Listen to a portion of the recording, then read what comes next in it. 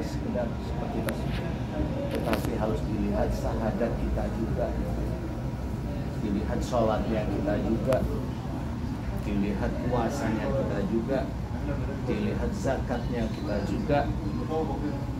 Bagaimana cara Allah melihat? Allah melihat melalui dua malaikat yang sering kita kenal dengan Raqib dan Atid. Malaikat inilah yang mencatat bagaimana syahadat kita yang kita sering ucapkan, asyhadu an la ilaha illallah wa asyhadu anna Muhammadar Rasulullah. Ya, kita bersaksi tidak ada Tuhan selain Allah. Kita bersaksi bahwa Nabi Muhammad sallallahu alaihi wasallam adalah utusan. Kesaksian kita tidak hanya di bibir, tapi kesaksian kita harus kita wujudkan. Makanya dalam Quran banyak sekali menceritakan atiullah wa rasul, taat kepada Allah dan taat kepada Rasul. Taat kepada Allah adalah ketaatan kita mengerjakan isi Quran, dan ketaatan kita mengerjakan sunnah Rasul. Itu awal dari ketakwaan kita kepada Allah. Makanya pada saat kita bersahadat tidak bisa untuk main-main. Pada saat kita mengucap la ilaha illallah tidak bisa untuk main-main. Pada saat kita mengucap tidak ada Tuhan selain Allah, tidak ada yang kita agungkan, kita besarkan, kita sembah kecuali Allah. Uang kita tidak bisa kita jadikan itu Tuhan sehingga kita bisa membayar semua hal yang ada di dunia ini dengan uang kita. Itu menuhankan uang, menuhankan mengagung-agungkan pasangannya, mengagung-agungkan kepandaian anaknya, sehingga lupa bahwa anak ini adalah ciptaan Allah. Kepandaian dari anak ini adalah dari Allah, bukan karena kita yang menyekolahkan di mana tidak. Semua itu dari Allah, tetapi kita biasanya lalai sehingga kita lupa anak kita agungkan, sehingga muncullah ujub, riya. Selalu muncul setiap kali anak kita disinggung, muncullah ujub, riya kita. Padahal dari anak kita belum bisa ngapa-ngapain. Mengajak anak kita sujud kepada Allah Ta'ala belum tentu kita itu mampu. Hanya diserahkan pada guru-guru agama kita, tetapi kita sombongnya. Salah satu hal yang harus kita ketahui, seorang istri punya suami pendakwah yang itu diagung-agungkan sama dilarang oleh agama. Dihormati pun, tapi diagung-agungkan. Semua hal, termasuk kepandaian kita, jangan sampai kita itu lupa tidak ada Tuhan selain Allah. Berarti yang kita sembah hanya Allah. Kepandaian milik Allah, kepandaian milik Allah, kesombongan hanya milik Allah. Tidak boleh ada orang yang memakai. Kalau ada seseorang bilang jika gedung itu tidak aku yang nanganin, itu tidak akan bisa. Jika ada jalan itu tidak saya, ini itu tidak akan bisa. Jika negara ini tidak saya pegang, tidak akan bisa seperti ini. Dia sudah menuhankan dirinya. Siapapun itu, yang paling berat adalah seorang muslim. Disinilah syahadat kita diuji oleh Allah Ta'ala dengan dititipi nafsu dari Allah, yang dititipi kepandaian. Bagi kita yang diizinkan oleh Allah Ta'ala pandai di dalam mengenal agama Allah, ayo kita mawas diri, ini titipan Allah. Semua ini titipan. Kita harus memahami titipan ini milik Allah. Makanya selain kita bersyukur kalau diberi rezeki oleh Allah Ta'ala dengan mengucap Alhamdulillahirrabbilalamin, jangan lupa ucapkan inna lillahi wa inna ilaihi raji'un.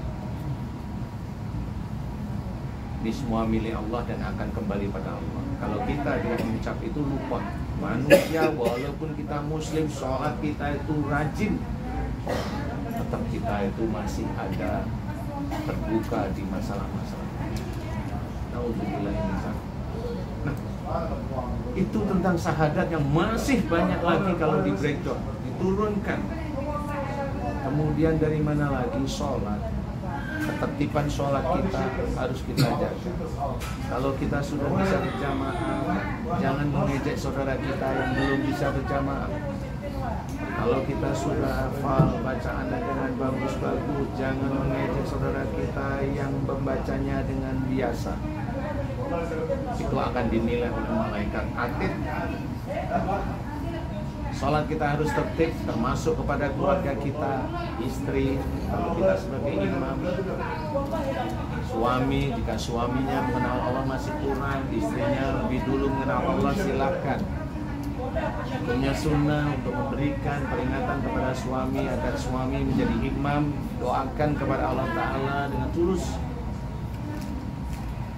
agar Allah memberikan hidayah kepada suami. Ajari anak-anak kita dengan sholat, karena sholat itu adalah satu hal yang nanti ditanyakan di awal seorang muslim.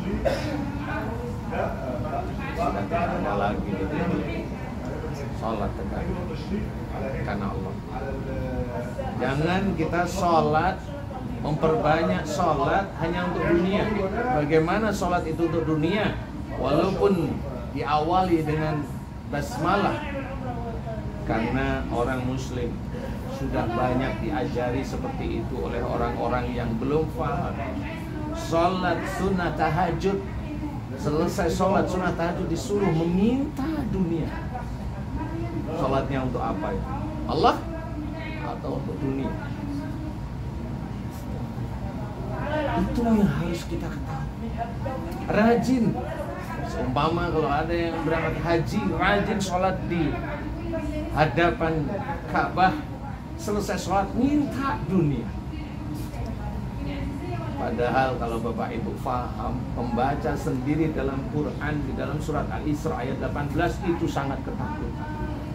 Dimana kalau seseorang dia meminta dunianya, seseorang minta sekarang akan diberi sebagian oleh Allah Ta'ala yang dikehendaki dan orang yang dikehendaki, tetapi nanti di akhirat akan dimasukkan dalam neraka.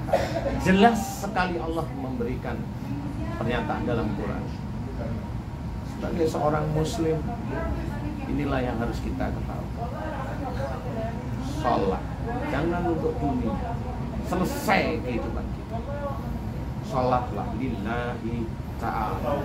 Sholatlah di depan Ka'bah dengan tulus, banyak mohon ampun kepada Allah Ta'ala, banyak bersyukur atas pemberian Allah.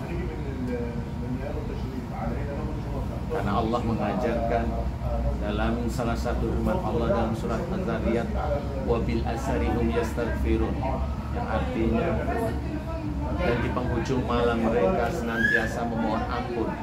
Ini Allah mengajarkan kepada kita orang muslim, kalau seseorang sudah mengerjakan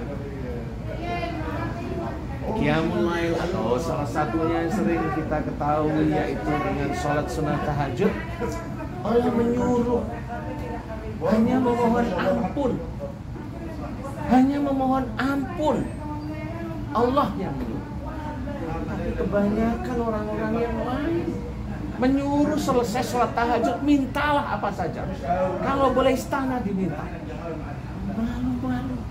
Baca surat Al-Isra nanti, Bapak Ibu sekalian, ayat 18. Nanti kita akan paham saya bagaimana nanti hidup saya di akhirat.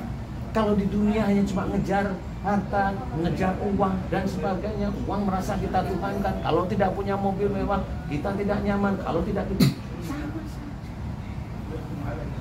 Coba nanti kita baru paham bahwa kita hidup di dunia itu sebenarnya hanya untuk mengerjakan akhirat.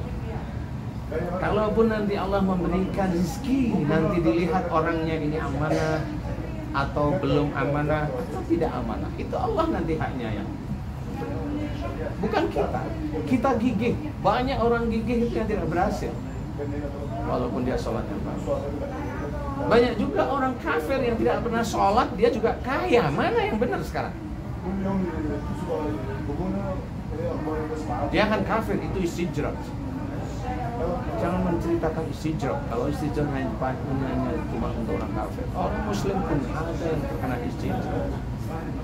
Jangan kita itu hanya melihat orang kafir dari satu sisi. Kita tidak tahu melihat sisi kita sendiri sampai di mana Allah memberi. Banyak orang muslim yang sholatnya biasa-biasa kaya. Banyak orang muslim yang sholatnya biasa-biasa jadi pejabat. Ke Mekah berhaji naik jet pribadi banyak. Katanya bagaimana? Wallahu a'lam. Tapi kita yang hari ini duduk di sini, ayo kita belajar. Belajar bahwa sholat niatkan karena Allah. Baca Quran niatkan karena Allah, jangan dicampur adukkan. Rusak.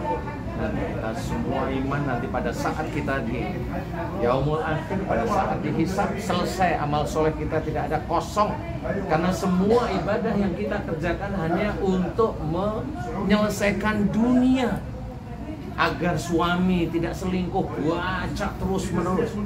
Agar kaya, baca surat ini terus menerus. Ya itu kan dunia semua. Agar anak soleh, baca ini terus. Lah anaknya mau dibikin soleh gimana? Wong ayah ibunya tambeng. Allah lebih pandai daripada kita. Kalau orang tuanya tidak berbalik, kembali sujud, kembali menjadi seorang yang soleh di hadapan Allah, ya anaknya masih tambeng aja. Ini yang harus kita ketahui. Selesai sholat, puasa. Saya yakin Bapak Ibu sekalian kalau berpuasa di bulan Ramadan sudah sangat hebat. Insya Allah. Berpuasa untuk menahan hawa nafsu, lapar, minum, dahaga. Tapi yang paling lupa hawa nafsunya adalah amarah, egois, menekan kekakuan. Walaupun nafsu ini dititipkan oleh Allah Ta'ala kepada kita, jangan lupa nafsu ini penguji kita. Jangan diumbar. Kita jadi pejabat tinggi, menekan anak buah kita. Percuma Allah menitipkan jabatan tinggi, tapi kita masih menekan anak buah. Percuma kita menjadi imam dari istri sama anak-anak kita, tetapi sering menekan, sering memaksa istri dan anak-anak kita. Percuma. Karena apa? La ikraha fiddin. Tidak ada paksaan dalam agama kita. Jadi harus dengan santun. Seperti Rasulullah mengajarkan agama kepada sahabat-sahabat dan kepada umat-umatnya yang lain, santun. Tapi kalau kita banyak berkecamuk, udah belajar di sini baru 1 bulan, udah semuanya disalahkan aja. Ini kan sunnah yang saya berikan. Iya sih. Tapi kalau kamu memberikannya dengan paksaan, kamu memberikan dengan hati penuh dengan ujub, riak, bahkan bangga, sama. Tidak ada nilainya di hadapan Allah. Itu kunci. Dan kemudian dari puasa tersebut harus diselesaikan. Dari puasa menuju zakat. Kalau Bapak Ibu hari ini sampai sini, mudah-mudahan hartanya halal thayyib, mudah-mudahan berkah, amin. Amin. Dan analoginya kita memberikan zakat fitrah maupun zakat mal, analogikan bahwa kita sudah apa yang kita berikan kepada orang lain, sedekah. Sedekahnya pun kadang-kadang dan sering-sering kita sedekahnya hanya untuk dilipat gandakan, mendapatkan rizki 10 kali lipat, 700 kali lipat. Mulai hari ini jangan, biarkan Allah yang mengatur. Allah akan tahu rezeki kita mau dinaikkan 10 kali, 700 kali, atau dihilangkan, Allah yang tahu. Banyak orang yang kaya dihancurkan karena tidak sujud kepada Allah. sangat banyak sekali. Dulu jabatannya tinggi, banyak hartanya, selesai setelah pensiun. Belum sampai pensiun, selesai di hadapan KPK. Dan banyak sekali.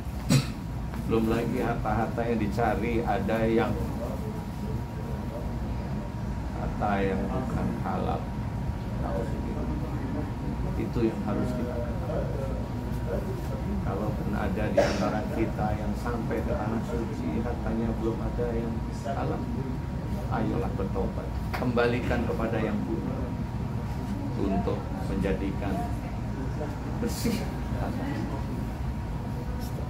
Apa yang kita berikan selain harta? Ilmu kepada keluarga kita, pada istri. Bagaimana kita mendidik istri agar soleh di hadapan Allah, bukan bagaimana kita mendidik istri agar patuh pada kita, bukan. Bagaimana kita mendidik istri agar soleh di hadapan Allah, itulah tujuan kita. Bukan istri diajari agama agar tunduk kepada kita. Jangan. Itu nanti kita bisa seperti menuhankan diri sendiri. Ajarkan karena Allah. Nanti istri dan anak-anak kita insya Allah akan patuh pada Allah, dan insya Allah pasti hormat kepada kita sebagai suami. Insya Allah. Kalaupun umpamanya istri saya itu belum patuh, Ustaz, diajak diskusi setiap hari, diajak kajian setiap hari, insya Allah nanti akan terbuka. Kalau Bapak Ibu senantiasa mau kajian setiap saat di hadapan Allah, niatnya lillahi ta'ala, tidak hanya mengejar harta, tidak hanya mengejar bagaimana keuntungan saya, bagaimana jangan sampai rugi, bagaimana ini, ngamalin macam-macam, percuma. Allah itu tidak mempan kalau memang hanya orang ngamalin sesuatu, nggak akan mempan. Banyak dari saudara-saudara saya bilang saudara saya, yang gara-gara begitu malah hancur. Yang serahkan sama Allah. Bagaimana caranya kalau kita itu takut kehilangan pekerjaan? Allah sudah menceritakan dalam surat Az-Zariyat. Wa fis sama'i rizqukum wa ma tu'ad. Di langit ada jalan rezekimu dan apa yang dijanjikan oleh Allah kepadamu. Di langit ada jalan rezeki kita. Bagaimana caranya mengambilnya? Selain salah satu adalah ikhtiar. Fa idza qudiyatis shalatu fantasiru fil ardh wabtaghu min fadlillah. Ayat ini kita menggunakan. Allah menyuruh kita itu selesai sholat untuk bertebaran di muka bumi, untuk mencari fadilah, untuk mencari rezeki Allah yang sudah diceritakan tadi dalam surat Az-Zariyat. Kita cari dengan Bismillah, rajin kalau sudah bekerja. Apalagi selain itu, kata Allah, innahum kanu qabla dzalika muhsinin. Ayat ini jarang digunakan oleh orang-orang muslim. Allah sudah menceritakan bagaimana Allah menurunkan jalan rezeki kepada kita. Salah satu diceritakan, sesungguhnya mereka di dunia selalu berbuat kebaikan. Baiklah. Bagaimana? Sholat yang tertib, ngaji yang tertib, kebaikan yang lain kepada orang tua, hormati orang tua. Kita punya guru, hormati guru-guru kita. Karena Allah. Cara bicara yang tenang dengan orang tua dan guru yang santun. Kalau saya ingat, kalau teman-teman pesantren dulu bicara sama gurunya aja nggak berani melihat, saya salut. Pendidikan pesantren, saya salut. Hormati. Jangan berkata kasar. Enggak cuma sama orang tua, enggak cuma sama dengan guru kita, sama orang lain. Kita disuruh oleh Allah Ta'ala untuk lintalahum, lemah lembutlah kamu kepada mereka. Enggak ada yang kita disuruh oleh Allah Ta'ala itu ngomong ngawur. Makanya banyak cerita Rasulullah itu cara bicaranya lebih lembut daripada wanita. Itu kita harus paham. Jangan kalau kita itu dengar kajian Rasulullah bicaranya lebih lembut daripada wanita, hanya cuma Masya Allah, pulang ke rumah istrinya injak-injak terus. Ngapain kajian kalau nggak pernah belajar seperti itu? Ayo mulai sekarang. Ayo belajar.